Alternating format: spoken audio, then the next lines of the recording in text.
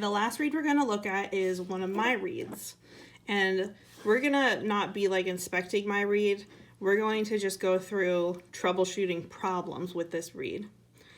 So the first problem that you might run into is if a reed is too soft.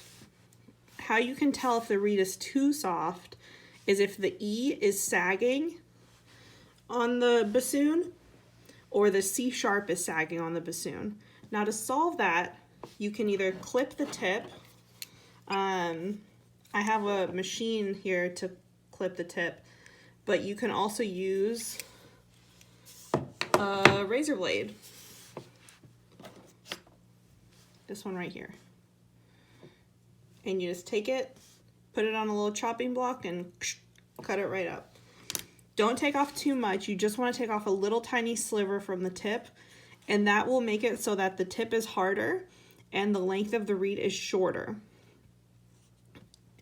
If you take off too much, the reed will be sharp because the smallest difference to the tip can cause a great deal of intonation problems. Another thing you want to troubleshoot again is if the butt of the reed is not fitting on the bocal. That can cause it to wiggle off while the student is playing. I have a special reamer. It's called a reamer.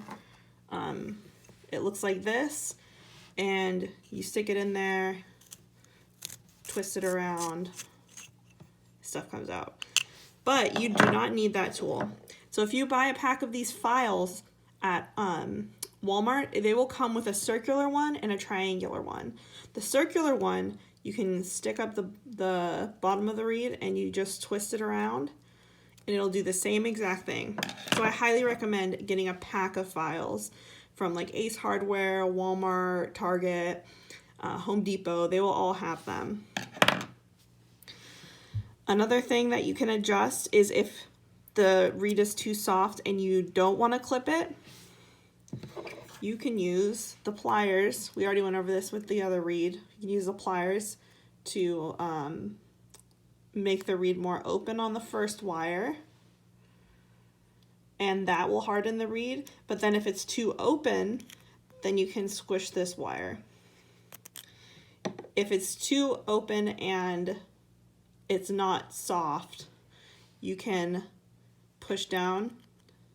That will soften the reed. Pushing this one down will also soften the reed, but it will make it more open as well. So I've closed this reed too much now. There we go. There we go. And then this is what my reeds sound like. I like a very free-blowing reed. One that is not too resistant, has a lot of vibrancy to it.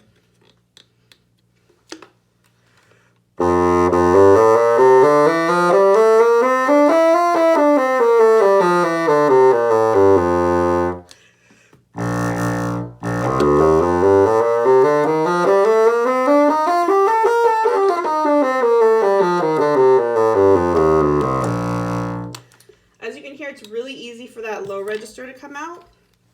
That is because I make my reeds softer than most reeds.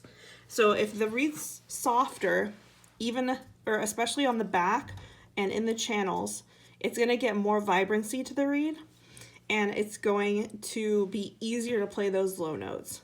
For high notes, if you don't go too crazy scraping, then it should be able to still get high notes out. And most of your high school students will not be playing super high notes anyway, so they won't need to have too much thickness in the back. It will be more helpful for them to have less on the back.